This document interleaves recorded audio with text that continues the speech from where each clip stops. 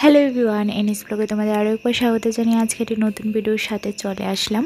তো আজকে নতুন একটা রেসিপি তোমাদের সাথে শেয়ার করব, যেটা আমিও ফার্স্ট টাইম আজকে বানাবো। তো ভাবলাম তোমাদের সাথেও শেয়ার করি। তো সন্ধ্যাবেলায় কি খাবো না খাবো একটা মন কীরকম হয়ে থাকে, তো সন্ধ্যাবেলার জন্য একদম পারফেক্ট। তো আজকে যেটা বানাবো সেটা হলো চিকেন এগ রোল, যেটা আমার তোমাদের দাদাভাইয়ের খুবই ভালো লেগেছে।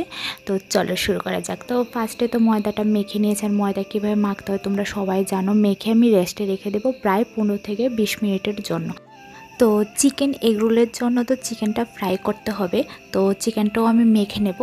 তো চিকেনে লবণ, তারপরে লেবুর রস, জিরা গুঁড়া, ধনিয়া গুঁড়া, হলুদ, লবণ, কাশ্মীরি লাল মির্চ, তারপরে আদা রসুনের পেস্ট, তারপরে আমার ঘরে দই ছিল তো আমি দইটা ইউজ করলাম, করে ভালোভাবে মেখে নেব।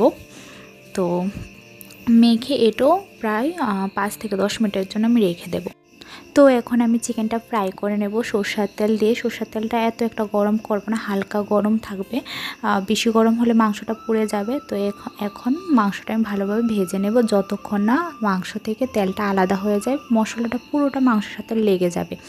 তো এখানে আমার ময়দাটাও কতটুকু সফট হয়েছে, এখানে আমার ময়দাও আমি 2টো রুটি আমি বেলে নিয়েছি।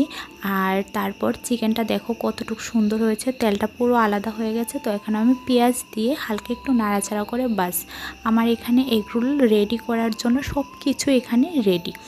তো এখন আমি এগ রোলটা বানাবো। এগ রোল বানাবো বলতে ডিমটা দিয়ে তারপর রুটিটা আমি ছেঁকে নেব।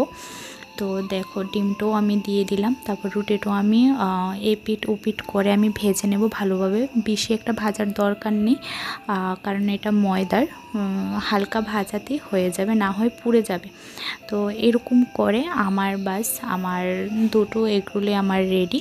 তো এখন আমি সুন্দরভাবে সাজিয়ে নেব। তো দেখো প্রথম আমি চিকেনটা দিয়ে দেব, চিকেনটা দিয়ে তারপর পেঁয়াজটা দিয়ে দেব। আর আরেকটা কথা বলি, এটাতে শসা না দিলেও হবে, চিকেনগুলো শসা দিতে হয় না, তারপরে তোমাদের ইচ্ছা।